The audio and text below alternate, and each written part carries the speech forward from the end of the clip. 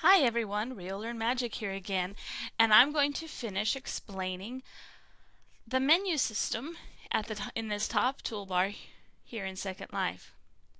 This time I'm going to work from left to right. Let's start with the file.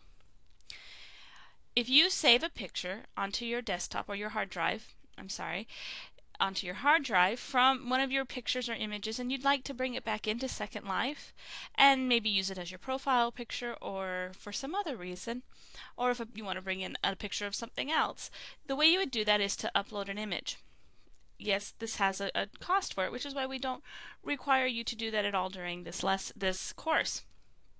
But if it was something you chose to do, you would do it through the file menu. Now notice there are quick keys there's going to be quick keys for a lot of the different commands here.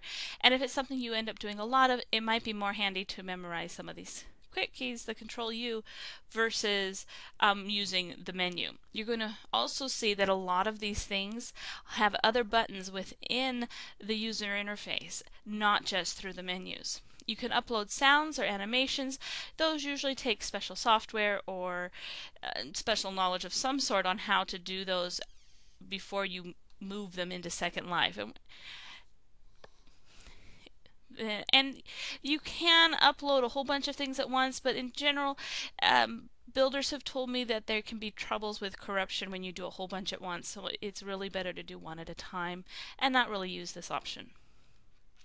Again, take snapshot works the same as using the snapshot button below. And then you can quit here. You can use Control Q, or you can just click on the X in the corner of your window. A lot of these things have multiple ways to do them. In the Edit menu, when you're building, a lot of these commands that I have darkened here will come into play, and we'll cover them at that time. Again, you can open the search box through the menu. We covered briefly how to wear things or take things off. And you can do different gestures that you have in your inventory. You can open your profile here, change your appearance, modify your appearance, bring up your friend list, your group list. All of these things are done in other ways through the buttons and other options here in the window. So I generally don't use this window for much beyond the preferences. And preferences under the edit menu are going to have a whole separate video, so we'll return to that later. Under the view menu, again, take a look at all the quick keys, but a lot of these things you're going to know how to do already because we've covered them through the buttons on the screen. One really handy thing here are hover tips.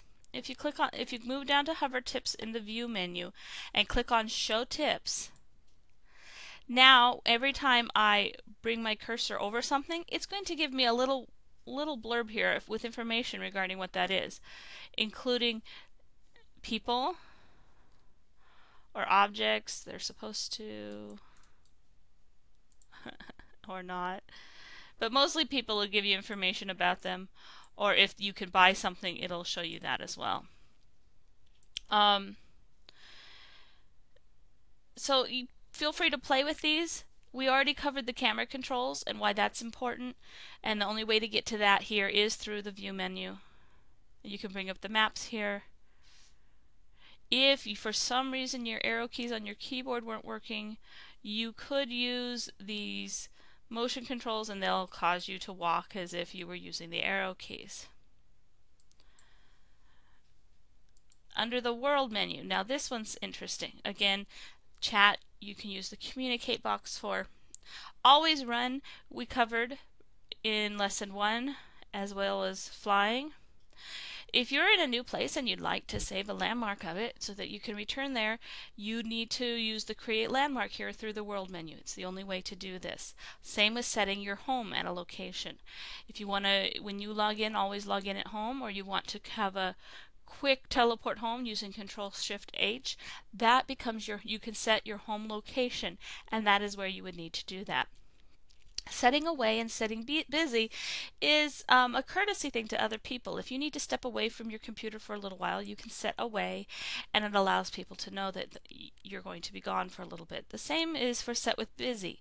Being busy lets people know maybe you're building something and not really watching your IMs, and the busy will give them a message that will let them know that, so they'll know you're not just ignoring them.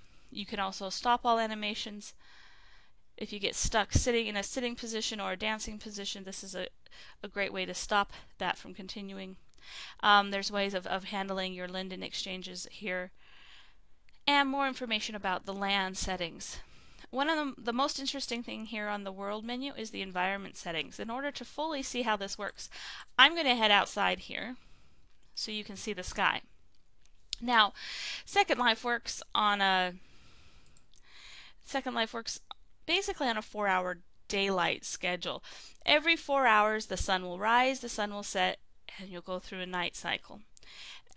So that's default. If you don't like that, or if you're in a certain place where you think a setting will look especially good with the build, you can change this. You can change it to sunrise, and see, there we are facing east. You can see that here on our mini map that I'm now facing east, and there's the sun rising. It'll stay stuck in that position until I return to default or change to another one. See, here's reverting to region default, and now we're back to the sunny setting.